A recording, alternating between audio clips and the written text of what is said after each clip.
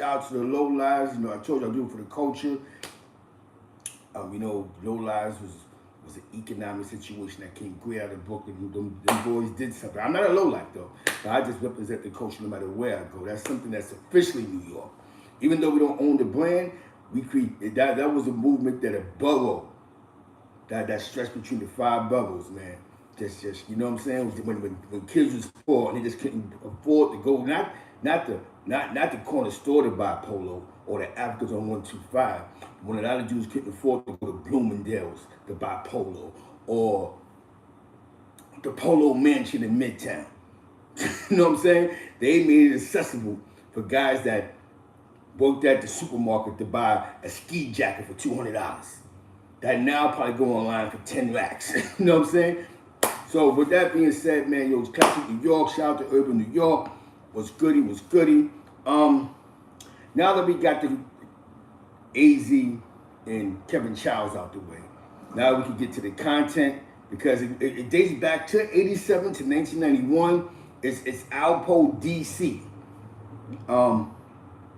The story is actually written by Alpo.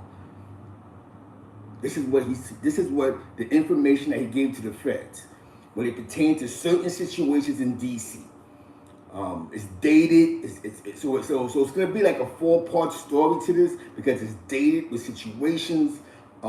Just to let you know, which Porter name is not in it, AZ name is not in it, Kevin Child's name is not in this story. It's about Wayne Perry, Michael Jackson, Little Gary, so and so. This is the introduction. It's the Alpo. Seriously, it's the Alpo Martinez organization in DC. Not the Virginia. Peanuts not in this. This is the Pacific DC case. Now, for all those that pulled up, yes, you definitely shout out to Super Wario in the building. The content I'm gonna use, some of the content I'm gonna use is from Fed Magazine TV. Shout out to my man Grey Goose out there. That's family lamb. You know what I'm saying? Me and him went to school together. He's a little older than me, but from the Boogie Down Bronx, Official Cat. We went to Norman Thomas together. He ran around with the legends. Like the guy he ran around with, his best friend in school, is a living legend in my neighborhood in East Harlem. So you went to Norman Thomas, you know who I'm talking about in that era. Shout out to Wig, shout out to Ed Medina, from Washington. Now, we've been touching up on the AZ situation. We touched on it a little bit. One thing I'm gonna say is for a lot of you guys that keep saying why Alpo had to pass to run around Harlem after he so-and-so cooperated. Well, AZ also ran around Harlem after he so-and-so cooperated. The difference is AZ, after he cooperated, there was still lion, tigers, and bears in the street. And to be honest with you, nothing ever happened to him after that. And he wasn't hiding. He didn't go to Idaho or Alaska. We got to give him that credit. He still was riding around Harlem in his spaceships. He was making records. They was doing shows. Kick That Gangster shit was a hit. What's Going On Black was a hit. They was playing his videos on Video Music Box. The one that he's in the jail cell and he's rapping, What's Going On Black, those is classics that we actually got to watch. So AZ wasn't hiding. So if that keeps saying Poe was the killer and AZ was that soft, well, he wasn't that soft. He was still around. He was just doing more soul hip hop. And he was doing shows. Seriously, Mob Style was a movement. So when Mob Style hit, Scarface was hitting with that Mr. Scarface. The Ghetto Boys was popping. They was playing games. They was playing. Was that playing out AZ back in the day? Yeah, Kick That Game shit. We had to take everybody. They wasn't platinum in the street. I don't know. You know what I'm saying? They definitely in bootleggers, but see, that's the bootleg generation. Dude, the Africans was bootlegging crazy on Canal Street, 121st Street, Delancey Street. The bootleggers is crazy. Not saying the Africans, but shout out to the Africans. Y'all know. If you was outside again, you would know. You know what I'm saying? When them dudes was running up on the bootleggers like King Son and them was busting them over their head, those was Africans. You know what I'm saying? You know what I'm saying? What's your jacket? His Poe went to DC to become connection to all the dealers in DC. He Poe was still on consignment moves. Now there's other players. Double shout out to Mario. Shout out to Smalls was popping. DJ Black Money was good. I can honestly say that when Poe was going to DC, there was a couple of other guys from my neighborhood that was going down there. I was younger, but like my cousin Timothy DeBose, he was fucking with Daddy. Daddy was bringing them to DC and Baltimore, heck, Puerto Rican, heck. And there's a lot of other names that was going down south in that area. I would say Baltimore, but Maryland. Let's be clear, the state of Maryland. So there's a part of Maryland that's close to DC and all that VA, all that little circle of trust. A lot of dudes is going down there. Salute to the chat. Wifey's in the building. Wifey's in the building. You know what I'm saying? So I'm just giving you a brief. And it's funny you said that about what you said about Poe going on there in the beginning as a consignment king, because at that time, definitely in that era, people was getting hit with a lot of consignments. A lot of the names that y'all got to see was getting hit by people like Fritz and a bunch of other good names that stood behind the scenes playing to connect, because the world began to change into something that became the pandemic. You know what I'm saying? I remember seeing them when I was younger. They were older than me. We all went to the boys club together. You know what I'm saying? When they started really getting money, they was outside. We would see them come through the blocks in the avenues. We was younger, you know what I'm saying? But those were the names that was out there. You know what I'm saying? Like Daddy was famous, popular back then. You know what I'm saying? Like the dudes in Madison Ave was popular. But what brought a lot of dudes together was the boys club and sports. You know what I'm saying? You know what I'm saying? Exactly. We can feed the wolves. You know what I'm saying? But definitely Don D. Park, yeah. Those they was legends at that time. Like Daddy name was important back then. You know what I'm saying? We're talking about 88, 89, 87, 86. These names was real popular because the pandemic changed everything. The pandemic got crazy. These dudes, remember, they really come from the era of what you call the heroin era, the war on drugs era. I won't say they, you know what I'm saying? They was teenagers when Richard Nixon signed the war on drugs, the French Connection era, all that. They was young boys running around, and that was the big thing back then. But you talking about, remember, when they was outside, 12, 13, sniffing soft was a party drug. You know what I'm saying? It wasn't a drug that had lines around the corner. B. Crew Mommy's in the building. Shout out to Corona Queens. That be everything in Corona. That was my first 5 summers. So I'll always recognize where I was from. East Elmhurst, Corona, Queens. 100th Street, 101st Street, Northern Boulevard. That yellow house is still yellow since the 70s. You know what I'm saying? That's be a brief description where I come from. My father was an MTA bus driver at the bus depot. That's right across the street from what y'all call City Field. Back in the days, it was Shea Stadium. My father was a bus driver there. He retired there. He used to ride the Q44. Some of you dudes that's from New York probably rode his bus, the Q44. That was his bus line. And to give you a brief description of my pops, because in the 70s, a lot of African Americans at that bus depot, they couldn't get a bus line. So a lot of African Americans used to just park the buses. This is before the 83 strike. This is before Ed Koch. I'm just giving you the 80s. Pop Duke. Rest in peace of Pop Dukes. My pops used to park the buses at that depot. Then a lot of the older bus drivers, they want to go on vacation. How are we going to go? They started recommending, definitely, yeah, the Q44. They used to recommend a lot of African Americans drive. And the first bus route my father ever drove for an Italian who took a vacation, this is how my pops got his name up, was he rode the bus that went from went through like Kew Gardens, all the way up to, what part of Queens is that? It's like 240-something Street. But it's like, it's money over there. Like, they were surprised to see a black African-American bus driver. Like, yo, what's this? And he made a name for himself, but then they gave him a route. I was born in 73, remember? You know what I'm saying? My father was one of the first African-Americans to get bus routes in those Caucasian neighborhoods that had all the money.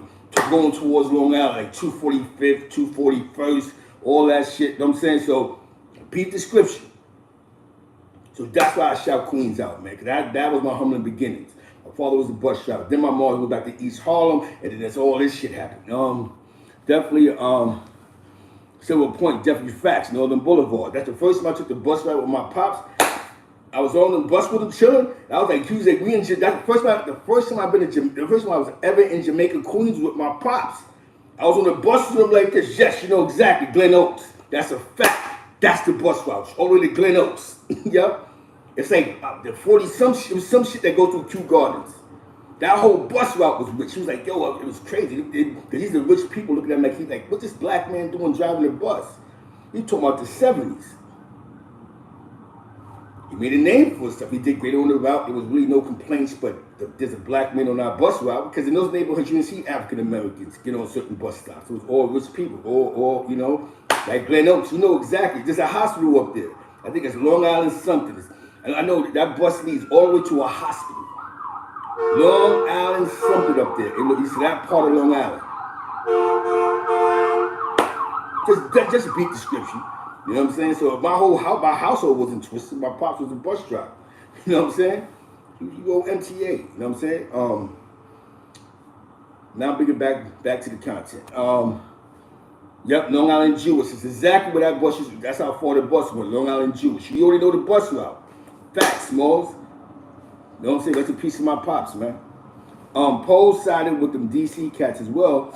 To along with what you Jackson said, any person from New York to get money, any person who had work but wasn't buying from Poe. Poe said to them, hey, this guy, you disrespected Poe girls, you going too. Ping drop. You know what I'm saying?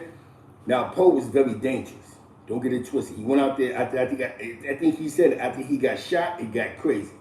Like I told you, there was dudes that was going down there. Now we're talking about Washington, D.C., when it was the murder capital of the United States of America.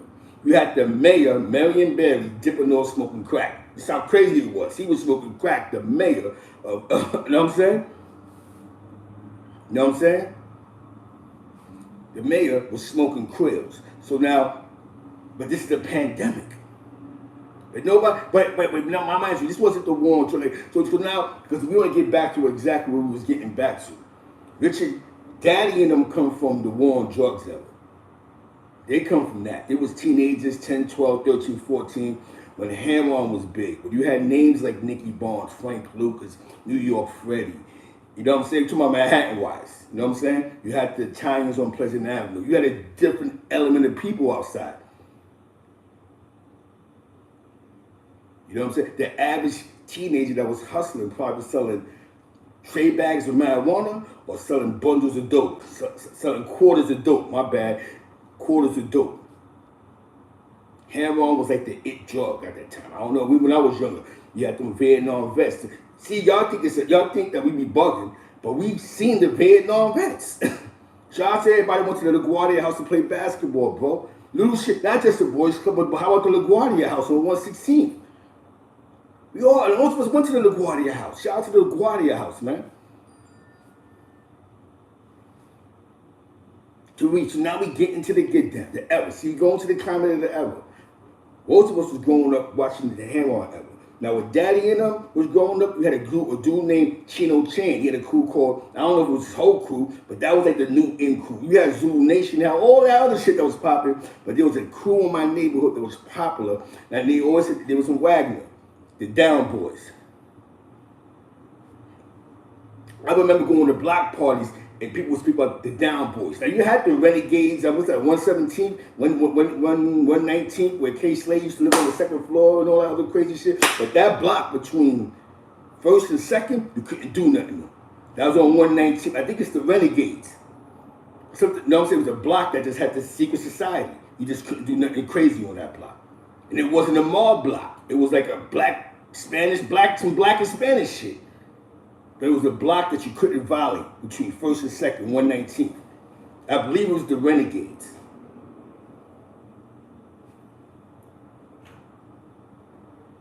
We're going to, so this is East Harlem Renegades. For those that's not from New York City, I'm speaking about Spanish Harlem, East Harlem, New York.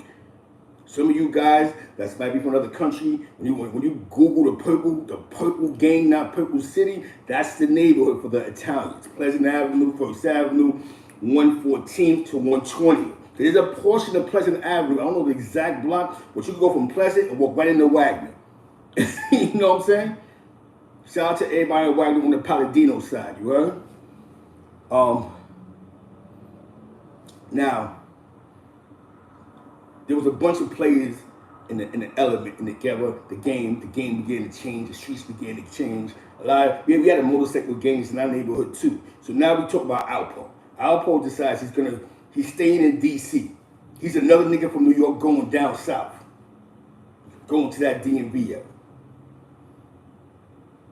The only thing is that nobody really knows what numbers niggas is doing. There wasn't the internet back then. I want you Jacket podcast says, even if Poe felt you knew too much, you had to go. Exactly. Paranoia was, remember the game began to change in his face. Think about this. DC was the murder capital. He got shot in DC, he said. But mind you, in New York, it's getting dirty and dangerous. It's going from this party drug that turned into a epidemic. Dudes is best friends is setting each other up. You know what I'm saying? Lineups is happening. Kids is getting snatched. This shit then got crazy. Like, yo, that's what's happening with the hammer on niggas. I mean, it probably was, but how many people are going to say that Preacher robbed him? Bingo. You know what I'm saying? How many people are going to say, yo, I was paying Preacher to stay alive? Shout out to Millionaire Cali, you heard? My man from Sugar Hill section, Edgecombe, 145th, everything on that side, you heard? The Spranglers and all that. Getting back to the content. So Alpo speaks. Now we're talking about Alpo speaking to Fed Magazine TV. Shout out to Fed Magazine. Bam! Here it goes right there. He speaks about DC and Wayne Perry. Now I'm going to give you a brief story about the Wayne Perry situation. A lot of my good friends that's a little older than me, you know what I'm saying, one of the leaders of the Baby House Committee. Actually, I think he is the leader, but one of the first leaders of the Baby House Committee, my man Goldfinger. Y'all know Goldie from Wagner. Now go holler at Goldie. Yo, Z, you know Z? See? That's my man Goldfinger. That's my guy. He explained to me about certain situations. You know what I'm saying? I'm not going to say online or say on the show. But one thing he did say is that, yo, he been met Wayne Perry and them because of Poe. Little Pop because of Poe. Them other DC niggas that niggas is talking about. Now this is before Poe even admitted all of what he did. He just always said that, yo, Poe was connected with some DC niggas, and when he would come back, he would bring these young, like sometimes they would come back with him. So there's a lot of dudes that met Wayne Perry. Had, like, you know what I'm saying? But these are like Poe little mans. He's old. He got these young cats, but a lot of cats was doing that. He was telling, like, and that made sense. Like my man Mecca from Albany. He know mad bosses. Because when Goldfinger would come back, when Mecca, allegedly when Goldfinger would come uptown, he'll have Mecca with him. But you have to know what Mecca I'm talking about to be in the know. You know what I'm saying? Shout out to my man Mecca. You know what I'm saying? So, just to give you a brief description, Poe to bring them back with him sometime. So these same guys knew who Rich Porter was because they met him with Alpo. They've been at the after-hour spots. They've been at the rolling dice games. Even after the rooftop was over, they're going to like size blocks and bars. Yo, just grew up over here. They knew who AZ was personally. These is young kids. They not young kids, but these are the young boys from DC. Yo, DC crazy. Mind you, in this era, no matter how crazy New York was, we still felt that DC was wild. Yeah, son. We're talking about, if y'all was outside, do you ever remember on 112th Street, I think there was a game room you could walk down the stairs in? But it looked, used to go there a lot. He had a sister named Bambi that was out there crazy. I'm bringing you to the F. We talking about Red Alert was going straight to the radio. Kiss FM doing shows. You catch Red Alert on 112th, 113th Street.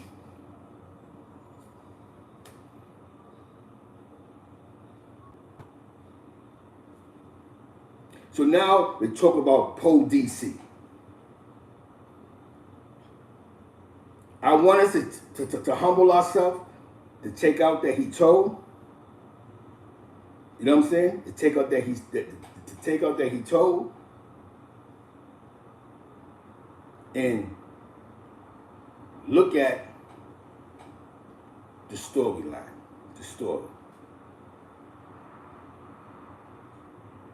Listen to the story. This is his words. This is what Alpo told the federal government. Forget what he told the mixtape DJ, what he told. This is what he told the government. when he first got caught. Mind fresh when it pertained to the cats in DC. Like I said, he was bringing Wayne Perry, and like a lot of them. So little Gary wasn't older than Alpo. You know what I'm saying? I mean, little Pop wasn't older than Alpo. But I like that though.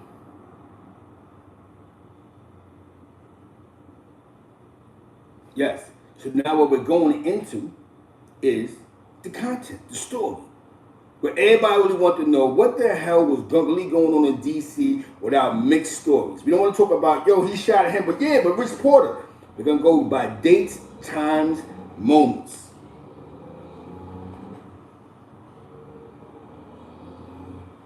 You know what I'm saying? We're going to go, no. The greatest thing that Alpo was a great storyteller. But the only people to get the story out of him was the feds. The great storyteller. He told a great story. I ain't gonna lie, even though it's foul and but the streets is a dirty game. Again, we're calling Alpo a snitch, and I get it. He ratted. We can't forget when AZ told his story, he had real goons sitting in the courtroom threatening him. You know what I'm saying? You know what I mean? But A really wasn't hiding. He really wasn't hiding. A was making records. He was really like, you know, the game was over for him. He went someplace else. So think about it. When this guy told, he was locked away. This guy in the street, he got guys' names like Twin in them. See, if y'all know about the stick-up kids of that era, there was just more than Randy Love and Tom Cross. But a lot of you dudes ain't paying attention. You had the Bostics, you had the Bolden family. Listen, Washington Avenue, no matter how much money there was in Webster Projects. Shout out to Floyd and all of them. Shout out to Disco for reconnecting me with Floyd. I was kicking it with Floyd one day. You know Floyd from Web. I met him in Albany though, you know what I'm saying? On Larkin Orange in Albany. Rest in peace to Tarshay and all that. You know what I'm saying? That was the crew. Blue Black was popping. You know what I'm saying? What's up, man? Now let's get back to the content. Let's get back to what it is. So now, yes, Buzzy. Let's get back to the content. Poe, he's getting money in DC. Ron Brooks, I'm happy you here. Shout to Forsyth, shout to Manhattan Avenue, shout to 8th Avenue. Dudes is going all over the place out of town. To give you an example, dudes is going to places like New Rochelle to get money. Dudes is going to places like Scarsdale. People is going to places like Port Chester, White Plains. You had some dudes that began to leave the state. You even had some dudes that was going to Buffalo, New York. When the LA boys was out there, like Caviar, dudes that I met or I know. Big E's from the Bronx. They was going to Buffalo when the LA boy shit was out there. The Crips was running around crazy. Sly Green, salute to you, bro. So dudes are going out of town, but then you had some dudes that start to get that money. But now you in a sea of wolves, killers, like, and these dudes is killing left and right. Housing complexes we're gonna be speaking about. This is gonna be so detailed that you're gonna be like, damn, this nigga Poe was out there really doing some things, man. The stories are detailed. Rest in peace to everybody that passed away doing the craziness. Rest in peace. We send our condolences. But I have to let y'all hear this. Shout out to Fed Magazine TV. My guy, Grey Goose, was popping. Everybody find Grey Goose in Clubhouse and Unstricken Mentality with P and them. Shout out to P. Shout out to definitely Clouches. You might see him over there. Shout Grey Goose out, man. He's part of the Fed Magazine, and you might have seen Fed Magazine TV he put up a couple of times. This is my man, Grey Goose. But to give you a backdrop, me and Grey Goose went to Norman Thomas High School together. You know what I'm saying? Alpo speaks on. This is called Alpo Speaks on Wayne Perry. Now there was a point, I believe, that Alpo began to go to DC after Rayful Evans went to the Slammer. You know what I'm saying? So just to be clear, this is Alpo speaking about a situation with Fed Magazine about Alpo Martinez speaks on Wayne Perry in DC. And on the street at the age of 25 was incredible. Yeah, and I was fucking out. I mean, and I just did, I definitely was that. No question. Self-made me. And I didn't deal with nothing but.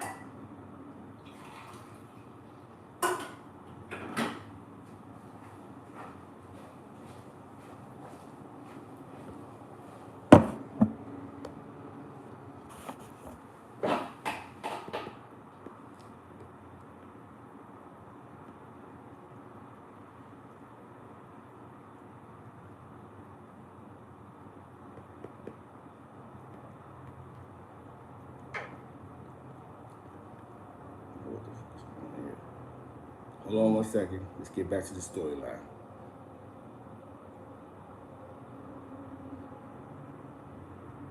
Everybody's here that need to be here. You heard?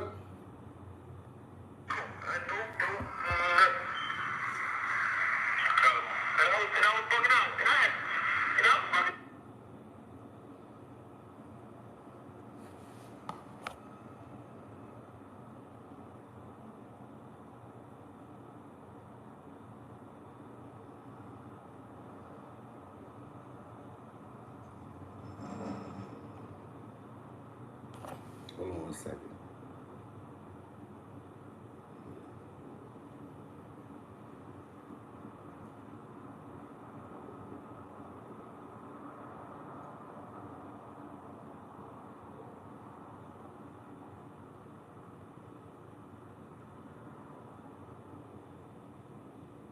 Hold on 1 second.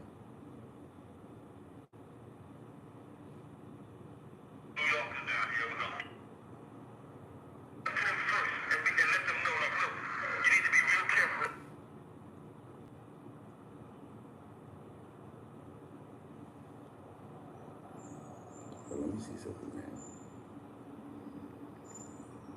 What is this?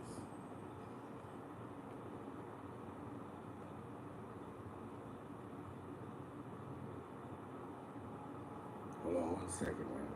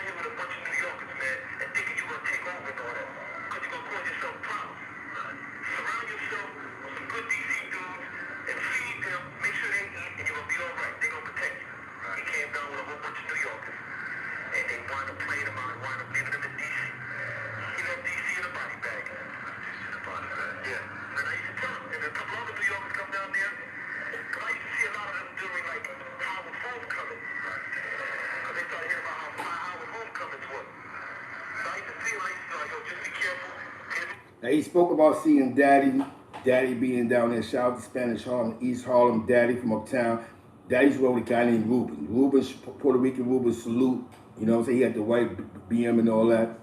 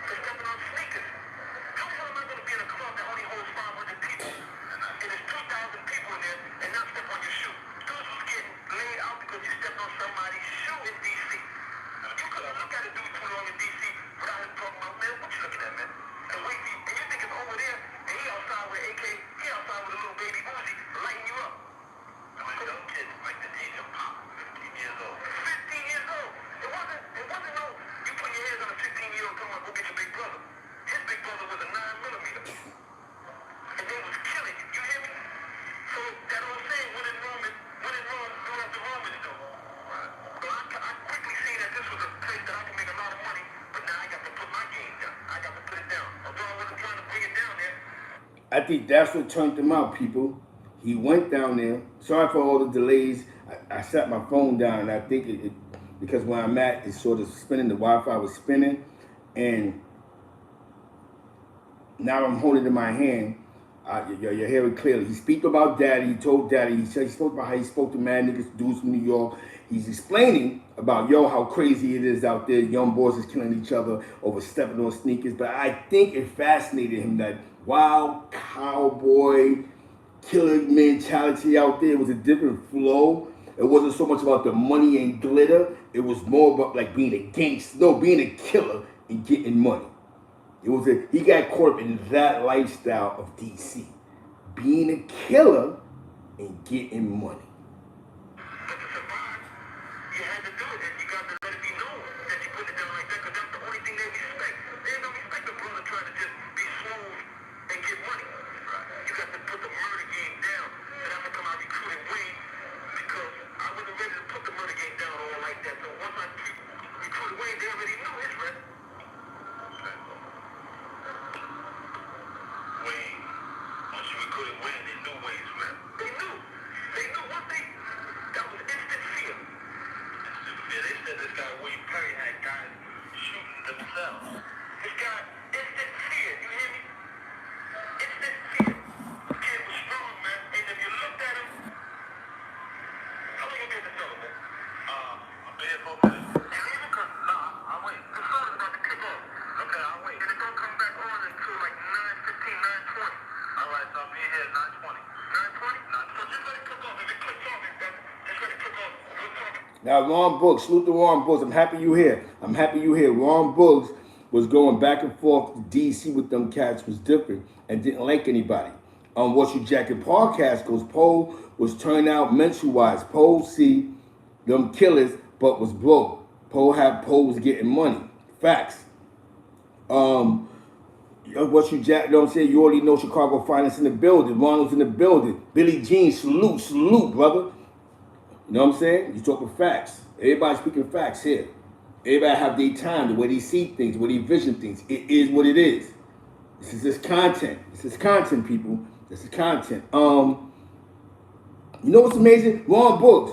Who, don't say everybody, but who was one of the people that choose going to DC with? Shout out to Sean Moe, my man Sean Moe. But I know Sean Moe was going to DC, lose Sean. But was like that era was different. Like he said, they didn't like DC cat, and they didn't like New York cats. So I ain't gonna front. Alpo being from the east side, getting money on the west side, he realized he could get money by himself and didn't need the area. So he was able to fit in. What I'm trying to say is Alpo was able to fit into the west side and became like a west side cat. So for DC, he was like a chameleon. I can just fit into them. I don't have to be a New York guy. I'm going to fit into this DC vibe. You get what I'm saying? You may not understand how I'm saying, like, but the thing about it, Alpo was an east side cat getting heavy money on the west side.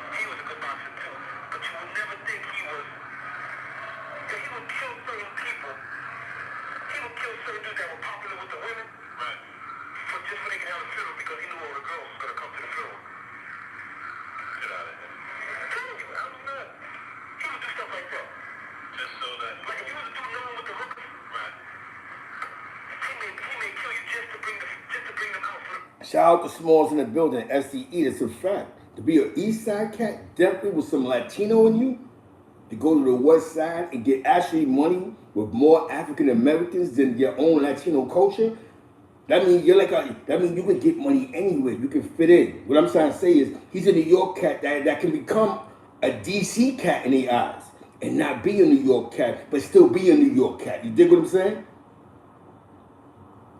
Because he knows how to fit in environments. That was Alpo's power. His power was not you know what he said? The murder game was just the murder game. That's what dudes was doing. He see these niggas is killing, and that's what they respect. They don't respect the smooth guy. They don't respect the Rich Porters. They don't respect the Kevin Childs, the big cars and all that. They respect Duke and got $2 in his pocket, but he's smoking everything.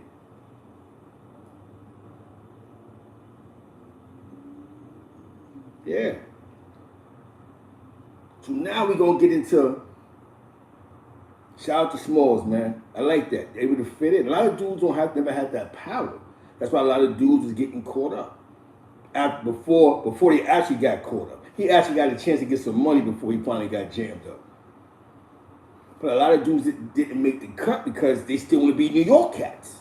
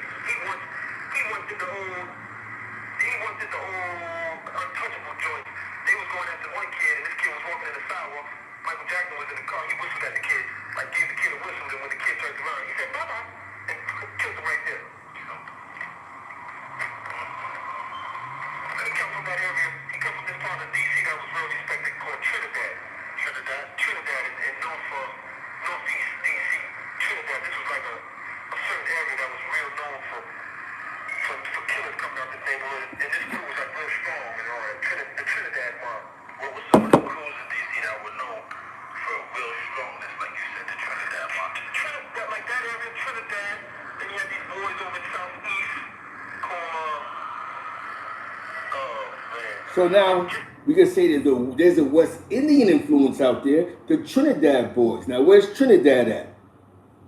The Trinis. So they go another shoot 'em up, bang bang mentality. They just like New York, Flatbush. You had the shower posse. You had some Springlers. You had some rugby boys. You had so and so these posses. So the West Indians always been an influence in something because they've always been around. Shout out to my Trinis out there.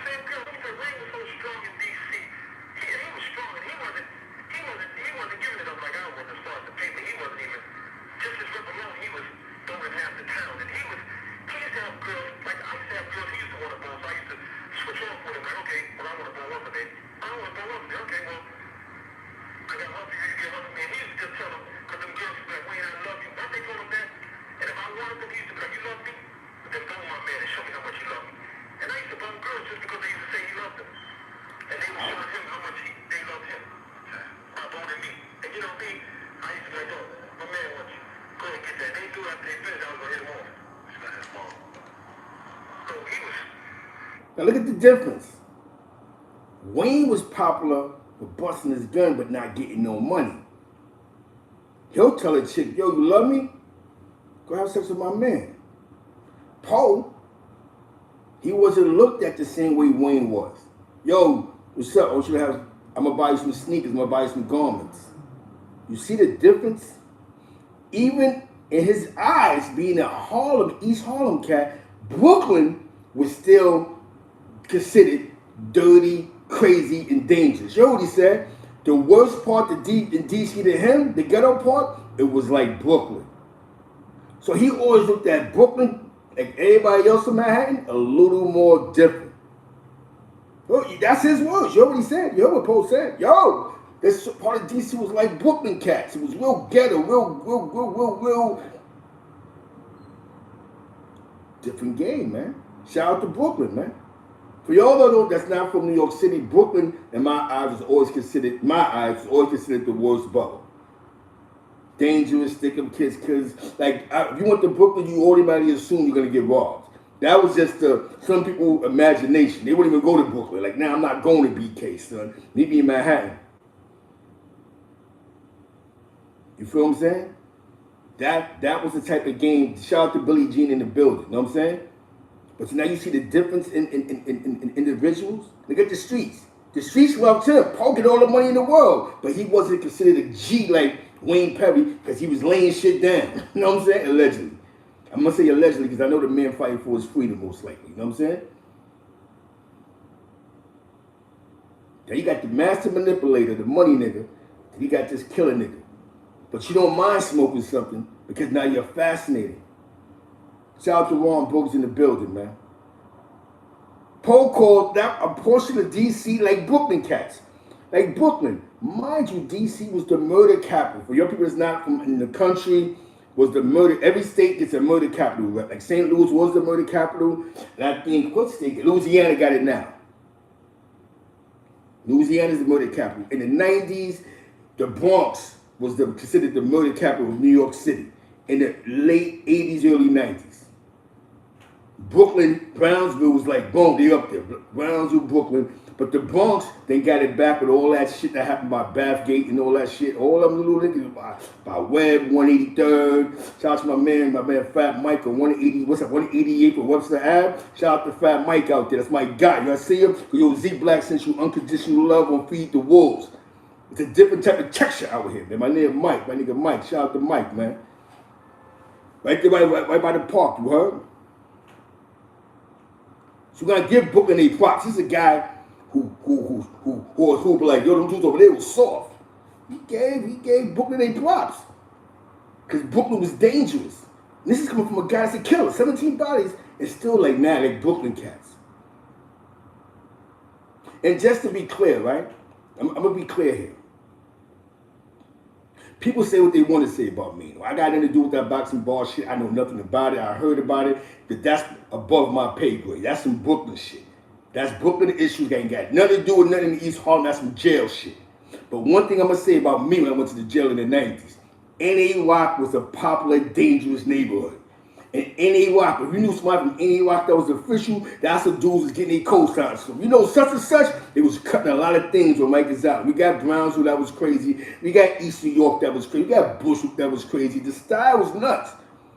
But in them early 90s, dudes just shouting out N.A. Rock. Yo, son, such and such. Yo, ask son from N.A. Rock. Dudes is getting jail cosigns from N.A. Rock. So N.A. Rock cats is putting a lot of pain. Like I said, shout out to Brownsville, East New York. I gotta take nothing away from y'all. Shout out to the fort. But you know, N.A. Rock cats was getting busy, and Maynard was a part of that. Those names. Full building. Y'all know the full building. We're not talking about C95 where dudes doing the split back and all that. We're not talking about all that. The full building for people that's not from New York is C74 Adolescence on Rikers Island. And believe it or not, that was a lot of dudes' first introduction to Brooklyn cats from Manhattan. Was going to Rikers Island. You know what I'm saying? Or going to Spofford. Spofford's in the Bronx. And believe it or not, Bronx cats get busy. We're not talking about Brook Avenue. Shout out to my boy Equals getting all that money and all that. But you got the Bronx that's dirty and dangerous. Now, I mean dirty cats. Dudes that just get busy. No regard. Don't teach chairs at teachers. Blow the principal. Parts like 183rd. You heard? West Side Bronx. African, you know what I'm saying? Yeah, that spot was crazy. Teller Avenue. You know what I'm saying? Vice.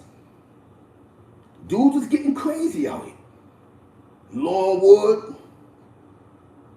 Lambert.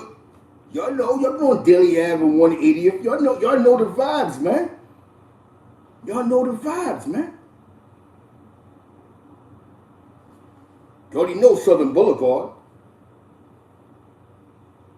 Shout out to Turtle from 80th side. Watson. Yeah, definitely Watson. Shout out to Soundview. Y'all keep it at them condos. You better keep going down. You know what I'm saying? No, you better keep going down. by Monroe Projects and all that. You know, so you better keep going down. But back to the story, you know what I'm saying? Back. I'm just giving you a brief description of what Brooklyn Cats was. It'd be crazy. So a lot of dudes' first introduction to Brooklyn Cats was jail. And a lot of dudes after that, that was the scare. That Brooklyn Cats was dudes scared straight programs. I'm not going back to jail. That's why a lot of dudes left the street. They got a Brooklyn story. Y'all pulled up, they took my sneakers, had me doing a hump, not me, but dudes had stories. Yo, I pulled up, these Brooklyn Cats went up on me, had me doing a hump. They had dudes that's official was doing a humpy dance in them toilet bowls, bro. They had dudes doing the humpy dance. Dudes that y'all call official.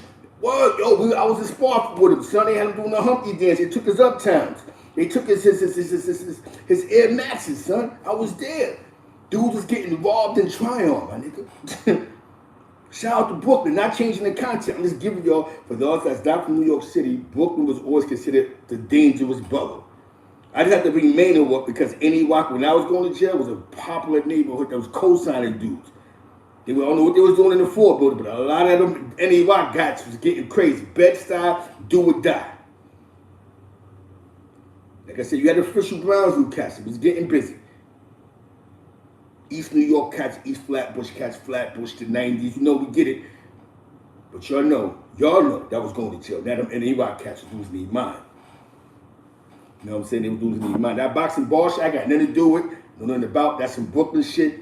I stay out of Brooklyn politics. Their politics is different. You know what I'm saying? Their politics is totally different. Brooklyn politics is different. This ain't no Biggie Smalls versus niggas in Fort Greene projects and niggas want to talk about some shit they read in the source. Yes, sir. So let's get back to the content.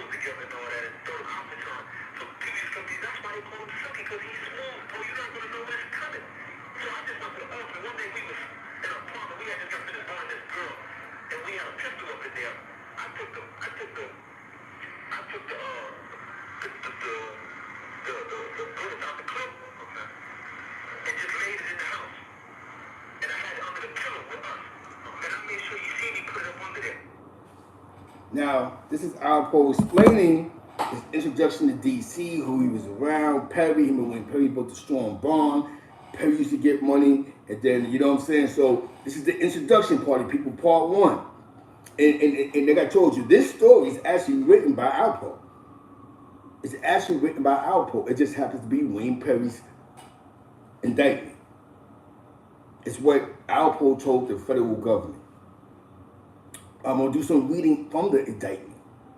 Like I told you, just take out the, he's a rat, he's a snitch, he told, and hear the DC story. A lot of you dudes wasn't outside, so you will not understand it. You may not understand what I'm trying to say to you. Y'all dudes wasn't leaving your blocks, so you may not understand the lingo. You're watching these documentaries and y'all think y'all know the streets of New York. He's explaining something that's for real. I'm going to be honest with you. He told you, like Brooklyn cats, who became a nigga that he wanted to assassinate? A Brooklyn cat. So DC was the murder capital at that time. He looked at a certain area as Brooklyn cats. What does that say for Brooklyn in New York? How dudes felt about Brooklyn. You know what I'm saying? So let's just keep it funky. Take our prejudices away. We already spoke about AZ. We spoke about Kevin Childs. We got them out the way. No disrespect. Salute to Kevin Childs. Salute to AZ.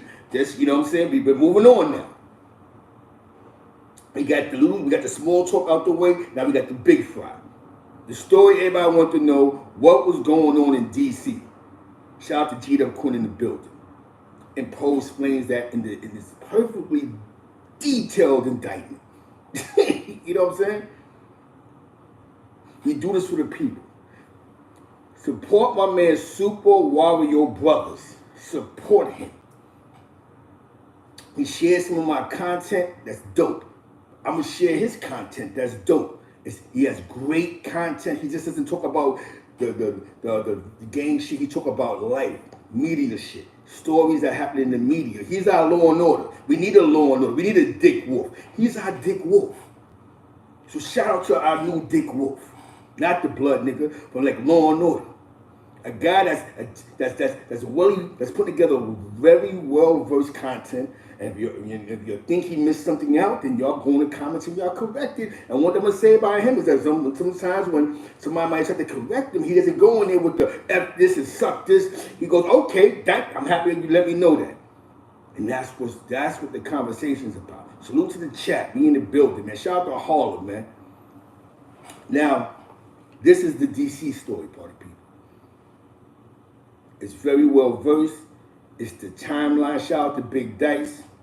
It's the timelines in the building. Shout out to my man Mac Me. Mac Me, I don't know what happened with your wrench the last time, but you got your wrench back. Capone says Bronx was always tougher than Brooklyn. Brooklyn just had those booty bandits. Whatever. You know what I'm saying? Oh yeah, Poe had all his details on all the murders. What's your Jacket podcast? You know what I'm saying? We can honestly say, right, that going out of town back in the days for everybody was new, right? When you went to a new town, it was like it was a rapper. Before rappers blowing up, when you went out of town to these small towns like Norfolk, North Carolina, Richmond, Norfolk, Virginia, and you go to Richmond, Virginia, and you go to all these spots, y'all like the rappers. But I mean rappers, people are treating you like you a star. You wear some uptowns in the Yankee fitted and you walking down the block on some out of town block, the girls is losing their mind. He's from New York. You know what I'm saying? So don't get it twisted. Before the rapper, we made these rappers because a lot of dudes that was rapping wasn't going nowhere. Except he was LL in them, you know what I'm saying? So now where the dudes playing the mixtapes? Where the dudes playing the Ron G mixtape on the corners? Where the dudes playing a Triple C mixtape on the corner? Where the dudes playing the DJ Clue Ike Love mixtape on the corner? There's dudes that knew about Grandmaster Vic before a lot of you cats from New York knew who Grandmaster Vic was from Queens. Because they man just going out of town, linking with the out of towns. What happens? You bring a bunch of dudes from out of town with you, they buy the same tapes you buy, the Kick and Please, the Ron G's, the SNS's. It wasn't, you know what? People are not being well versed about it. It wasn't that the rappers want to dress like the hustlers. Everybody wants to dress like the hustlers. You know what I'm saying? Was it done in Chicago? But people are saying, nah, because he's rap. No, everybody wants to dress like the hustlers. That was the whole goal of getting money, a funky dope chain. You know what I'm saying? Funky. What you think, Slick Rick was the only one that had all that gold? You know what I'm saying? You had dudes like Boy George that had gold crowns on their heads. They had gold crowns on their heads, and these big things on their arms. Dudes went around like they King Tut in the club. Everybody wanted to be like the dope dealers. Everybody, not just the rappers, everybody. Even the guy who worked a 9 to 5 wanted to buy a pair of $100 Uptowns. You know what I'm saying? Even the CEO on the island wanted to buy a Rocky Sherlin, a Rocky coat with some 40 belows. That was hustler gear. That was hustler gear. The rappers, just dudes that was rapping, he started throwing it on too.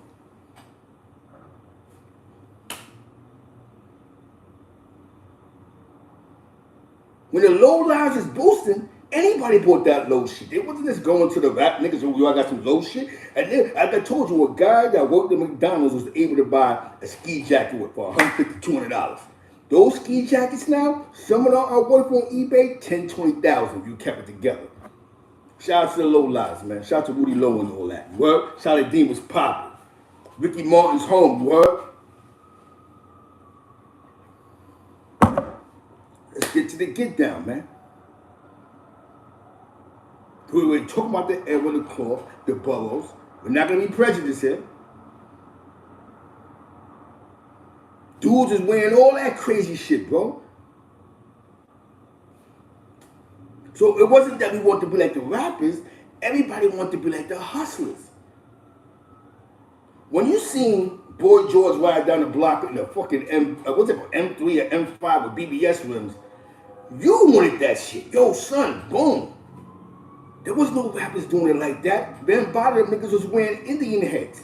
You looked at the first rappers, they looked like the village people, bro. The ones that really blew, like Soul Sonic Force and all that. You had you know what I'm saying, the dudes that dressed of that generation. Melly Mullen, the Adidas, the Lees, the Pumas. You know what I'm saying? That's that old school shit. That's those gangs those are old gangs. You know what I'm saying? Those are the old gangs. You got them, you got the Tomahawks. Those gangs are just all different. That's a different era from us. Them niggas were stabbing each other. They was caught up in the dope era. A lot of them dudes was sniffing dope. A lot of them dudes is they're from another era. They're from a culture that we know nothing about. You know what I'm saying? Some of our uncles is running with the Casanovas and all this other shit. But those are different gangs. Those are Tomahawks. A lot of those gangs y'all just talk about the black spades because of hip hop. But how about in the midst of that same era, you had the Tomahawks? How about Akbar, who actually created one of the first popping coalitions that got a lot of African American jobs in that construction shit? Savage Nomads, there's a bunch of them. The Jolly Stompers and all that. All that shit we wasn't trying to be like them. You talking when the Bronx was halfway burned down. Yeah, everybody wanted to be like drug dealers. Yeah. So that's what these dudes did. So when dudes got to get a check, they want to dress like what they seen AZ had on or Kevin Childs had on. Dudes wanted chemical blowouts. They wanted to do what the hustlers was doing. But that's not just them, everybody. You know what I'm saying? But my man got a chemical blowout because he thought everybody else was getting chemical blowouts. Facts, Don DePaul. That was that, you know what I'm saying? They was dressing like motorcycle gangs.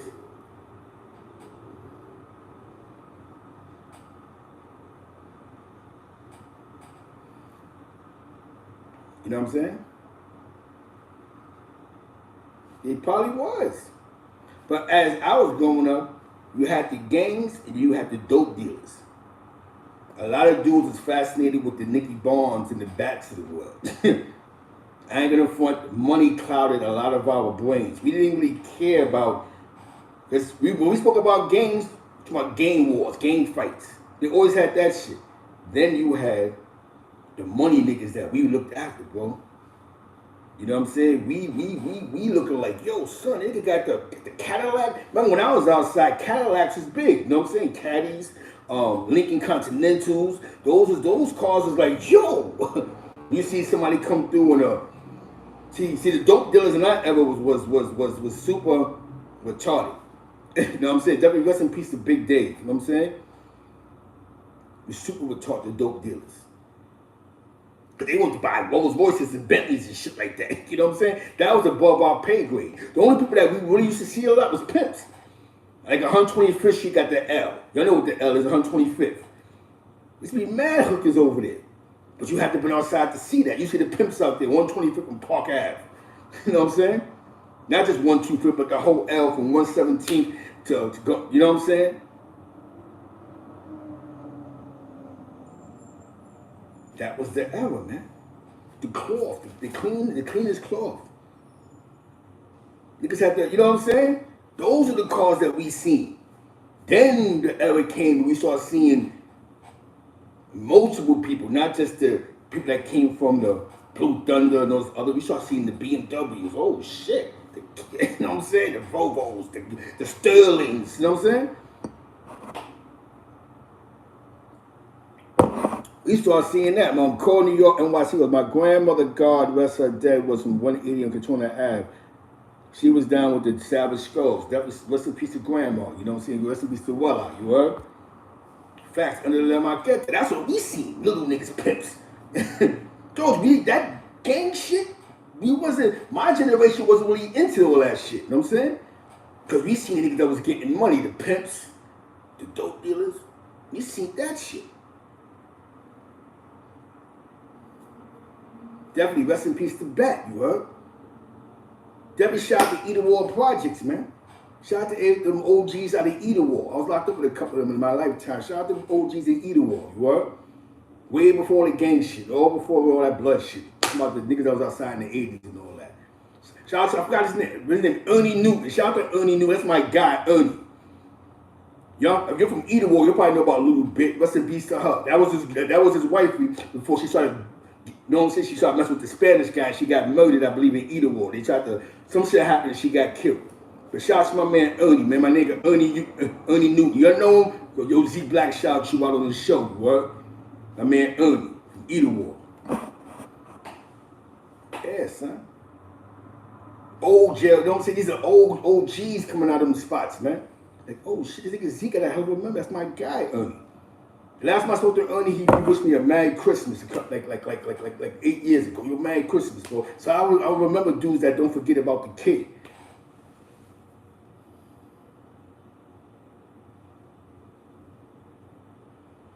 Yeah, son, I gotta do it for the people, man. Because I think I'm happy what just happened with academics in LL. Because we're beginning to allow people that's in their late 20s and 30s to talk crazy because they talk about the culture that's moving forward, but they're saying F what happened in the past. Because now people that was in the past, they want to be like these young cats. Yeah, you're right, it wasn't like this. Hip-hop is a culture that was created without a plan. There wasn't a Russell Simmons in 1978. You know what I'm saying, with hip-hop. Hip-hop is a culture that was created by poor people in the Bronx, but was a culture that we all lived amongst, other than the music, in the 5 boroughs.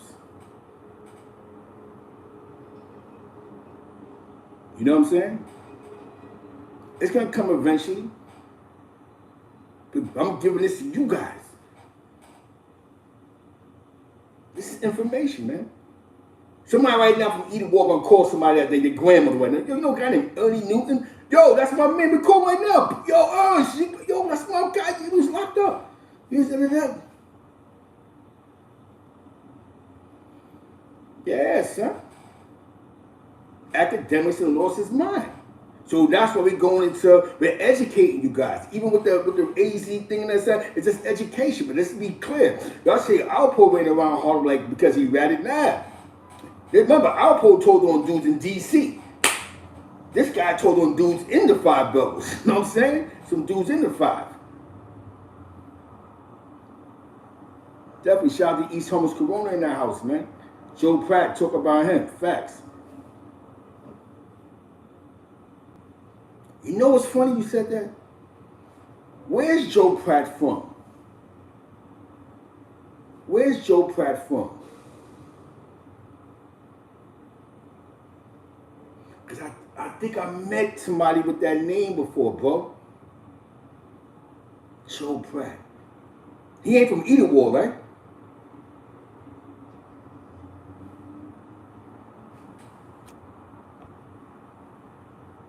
Hell no, they didn't see the internet coming 30 years later. They didn't see no...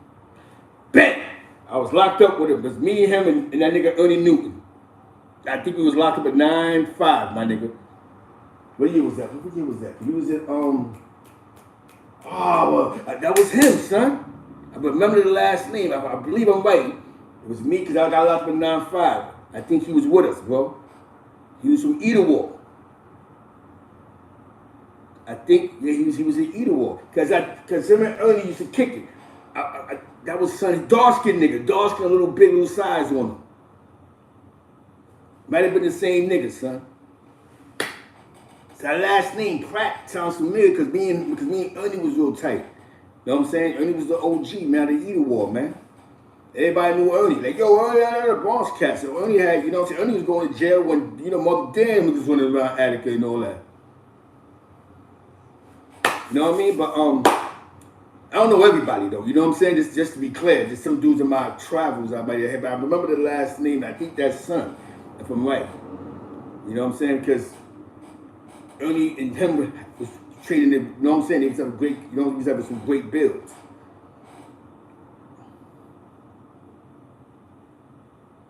Who's your brother, good brother? Who's your brother? Somebody from Mobster gotta get up here and have a spec conversation with these questions. Yeah, they definitely do, you know what I'm saying? Remember, but Mobster, Shaheen. That name sounds so familiar. Shaheen. That name sounds so familiar. Shah. But I was up top with Raw and Ron from Either War. You know what I'm saying? Shaheen, that name sounds so familiar. You know what I'm saying? But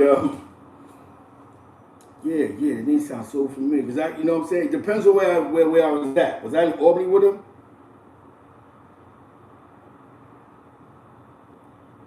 And what's your name? Shaheen Shah.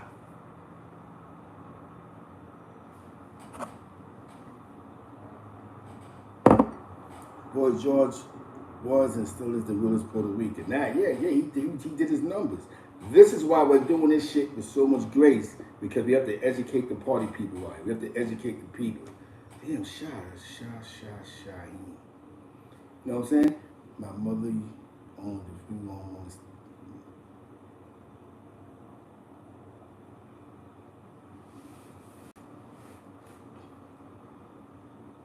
I don't know. I know my man Frito from over there, Astoria Projects, but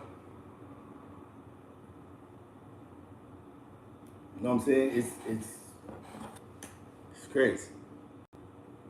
So shout out to my man Anthony Young, my nigga Ant from Astoria. But some deep shit, man. You know what I'm saying? Some deep shit. Now I don't know you got the right Zeke on that one, but I know my man Frito and all of them. You know what I'm saying? I don't remember. Depends on, like I said, where I met him at. You know what I'm saying? Because I know I met him in Albany. You know what I'm saying? You know what I'm saying? I know a couple of shots, but I might have met him in, like when I was upstate at all. But Queens wise in that area, I only knew one person that was like from over there really. My man Frito. He walked in the Queensbridge, but he's from Astoria. That's Marty Marr's nephew. You know what I'm saying? Salute. So I had to know yo when I was younger, because I lived there the first 5 years. You know what I'm saying? That was the first 5 years of my life. You probably don't, they also probably know my brother Sigi that passed away, and my brother, you know what I'm saying, my other brother. Yeah, we all live right there. Yep, on that block. Wait a minute, whoa. He said on that block. 101st Street. This is like the 70s though. This is like from 73 to 79. You know what I'm saying? But there wasn't that many black people over there back then. There was a guy who was across the street from me that had a Camaro. There's a church down the block on the corner, a little church. Used to run around and all day. If that's you, wow, that's crazy. Small fucking world. You know what I'm saying? See how small the world is when it comes to a little bit of history? Because there was that many black people on that block at that point in time. You know what I'm saying? And it was a working class neighborhood. Not before all the Colombians came. You know what I'm saying? It was a working class, middle income, high income neighborhood. You know what I'm saying? So but Painted Fool 2, yeah, definitely. Blow Dollars Network is in the building. Definitely shout out to Blow Dollars Network. You know what I'm saying? My nigga, follow him, Blow Dollars Network on YouTube. This content is gonna be specifically, now I know some people are gonna be like, yo, Popo, but it's not about Alpo. It's about the story. It's a storyline, the story. It's well versed, it's well put together, and the dates are back to back. So it's not all over the place where we're not trying to lose the consumer. We're trying to keep you on track. I feel like Steven Spielberg right now. You see I got the hat on, the button up. I feel like Steven Spielberg right now. I got the pictures, the walls is white, as you see. No roaches on the wall. We're doing a great job. Shout out to Southern Belle. We keep a clean house, you know what I'm saying? Shout out to Southern Belle. I love you, baby.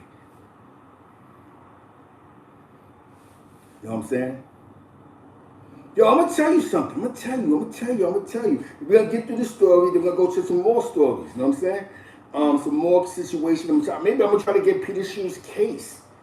Because Madonna supposedly got caught up in it. You know what I'm saying? Exactly. Zekenberg. I got the hat on. You know what I'm saying? What we're doing is we're bringing you something, a product that we want you to appreciate. Now, we're going to have some people that's going to jump in here and call rats and all this other shit. We don't care about them because they're not here for the content. They're here to have fun. We get it. You're not going to get zapped. But just keep this in mind, party people. This is going to be it's a well-versed story. It was written and produced, I got to give the man his credit, by Alpo and the federal government. You know what I'm saying? It was written, produced. Rest in peace to all those that passed away. We got to give the rest in pieces. We're not condoning violence or promoting violence. We're just giving you the content. A lot of the people that's actually passed away in the documents, they're not really truly innocent because they was in the street, and things that happen in the street is either you pass away or you go to jail. So we cannot say that, yo, because of this, because of that. Check out Fed Magazine TV for all Alpo and other content that's on it. That's a fact. Shout out to your mother's funeral home in Astoria, Queens, you heard? Who I know over there? Ursula. You probably know Ursula. Because I think Ursula, she married to Ursula. She used to come to Manhattan. That was my people's people. What did they call her? Ursula or something like that. She lived in the Astoria projects though. You know what I'm saying? Shout out to Ursula. I think her name was Ursula, something like that. Ursula, I forgot what they, but my people's, wait a minute. Oh, my brothers and them used to always go to Astoria projects to go hang out with Ursula. I wasn't going with them. Ricky and all of Ricky Brown and all of Bobby Brown, Patrick brother and all them niggas. Patrick too, rest in peace to Patrick. They all should go from Manhattan to Astoria to hang out with Ursula. So that's, you know what I'm saying, you probably met them. But I grew up in, now it's hitting me now. You know, they used to go out to Astoria projects. My brothers and them, you know what I'm saying? And a couple of good people. But back to the content. So now this is well-versed. It's written by the man called Alpo Martinez, and it's co-signed by the federal government. You know what I'm saying? It's an indictment paper. But for all the innocent people that passed away in the paperwork, we send our condolences and nothing but respect. We're not here to glorify the killers. We just have to give people the story. Because nobody understands that the Alpo DC story is greater than the Alpo Harlem story. That's why you had to put his words in, what DC was like. He gave you the picture.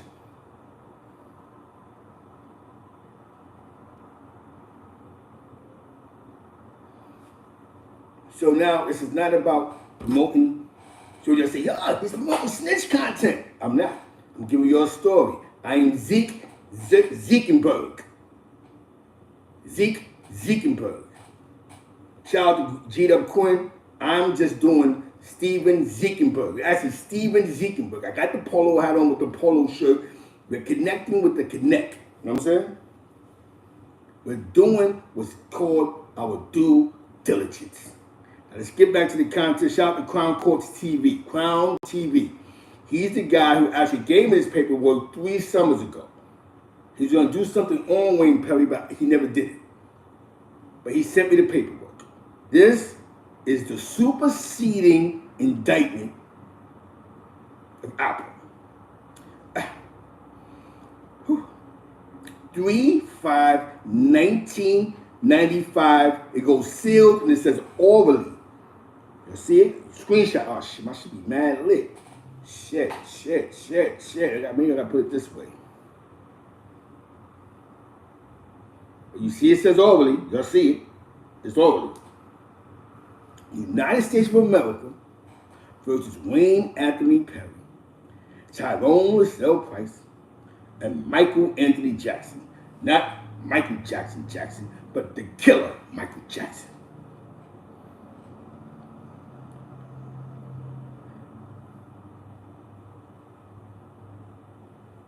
Hold on 1 second. Now, this is what it says. Count 1. The first count, this is where we're going to start it off at. We're going to start off with count 1. The conspiracy. This is the conspiracy.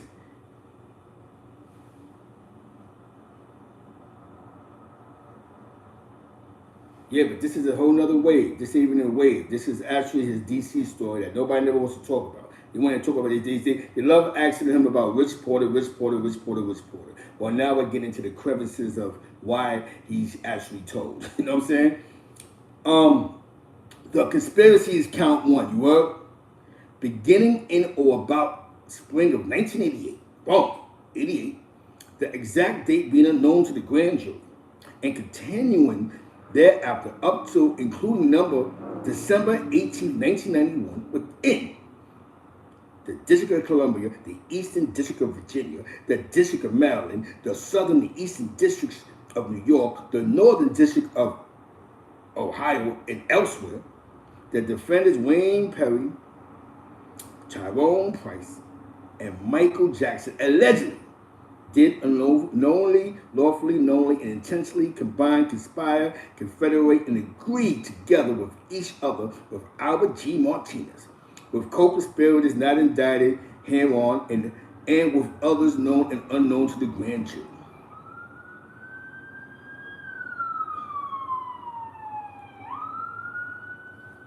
So this is the introduction. I just gave you the introduction. I gave you the introduction. We're doing our due diligence. I gave you the introduction, party people. We're going to move on tomorrow to part 2 of this. We got the charades and shenanigans out the way.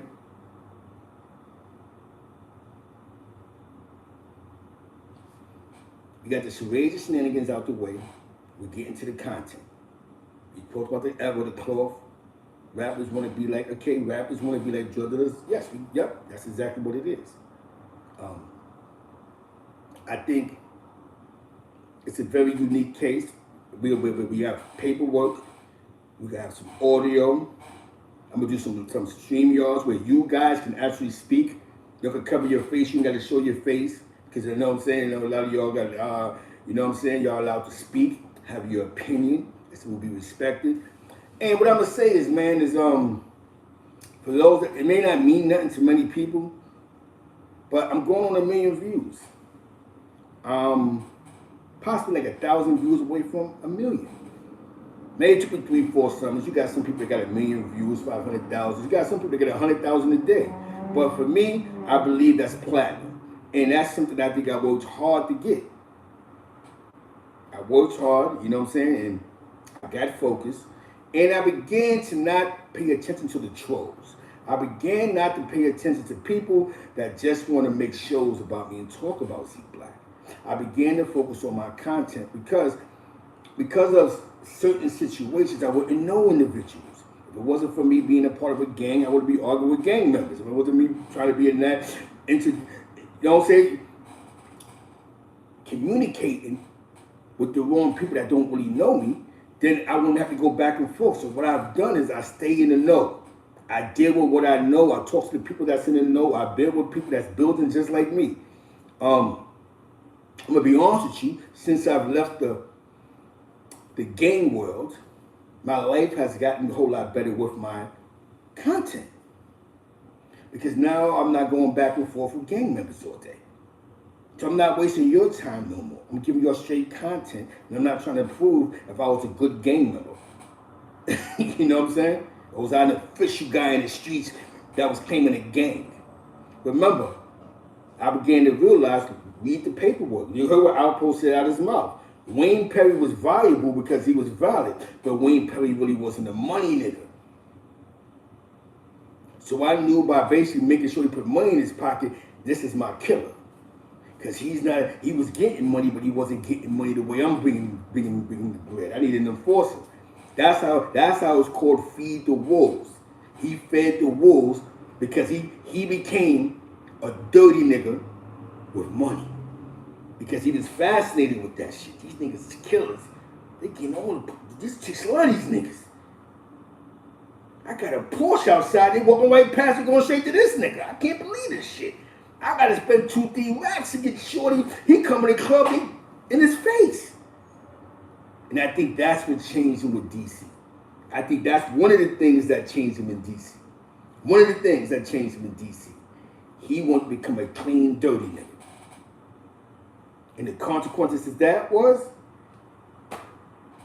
allegedly him doing the rest of the life in jail and him looking out for his best interest, Albert Martinez. But with that being said, I appreciate y'all. Check into the content. Check out Vlad videos. Let me tell you something, man. And I'm gonna be honest with you. I'm not the best who ever done it, right? But I'm definitely in the top 10. I'm not, you don't say that because I do this for the people. Shout out to the Lynch Mall on 112th Street. Y'all know. Smiley, Nina, Jerry. Shout out to my man Rock City from Jeff. I always give people their accolades, you know what I'm saying? People ask me, did I know Baby Mane? When I knew Baby Mane,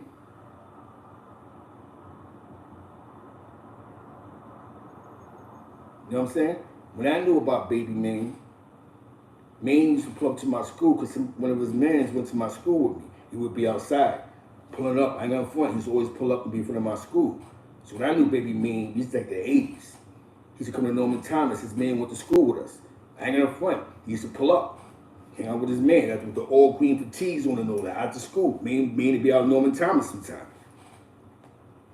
Oh, just to let you know, Mr. Whatever you call yourself, this is the DC story, brother. They ain't talking about him so much. It's more talking about Wayne Perry, Michael Jackson. It just happens to be his drug organization. It's like we making Goodfellas. Even though we know that son told, but the story is based off of the mafia.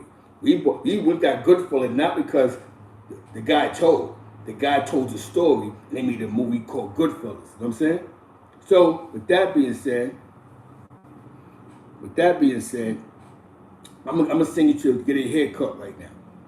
It's the guy. My man got the barbershop out of town. Tell him Zeke sent you to the barbershop, you heard? Go get a nice little cut, trim up real good. But you're going, special invite to me. He's in the state of Delaware. He got a brand new barbershop, inbox for the location. Yo, free cut on this guy right here. I'm sending him to the barbershop, you heard? He's going to the barbershop. You know what I'm saying? Go get his hair cut. I'm doing what they did in Goodfellas. Where the guy, White, whatever the hell his name was, the guy who told on the Casey crime family, and he just took his story. That's what I'm doing. This is based off of the. It doesn't really involve Alpo. Most of these crimes is just him talking about what these other guys did. You know what I'm saying? Allegedly.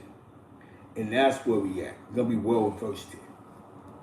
With that being said, I got something to show you. Now, this is called great.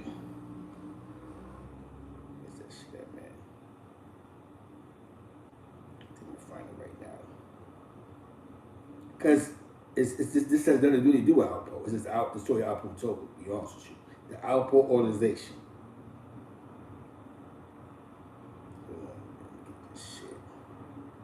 Get this shit. There's so many damn Alpo videos. Goddamn, I ain't gonna lie to you. He could have came on and made a movie, man. He should have did some shit like Goodfellas. He got a real check. You know what I'm saying? That's what he really, seriously speaking, his story is like Goodfellas. That's how I'm breaking the story down for you people that's gonna come check in. I'm breaking it down how he did it in Goodfellas. You know what I'm saying? Alright, let's be clear. This is my video that Vlad TV took from me.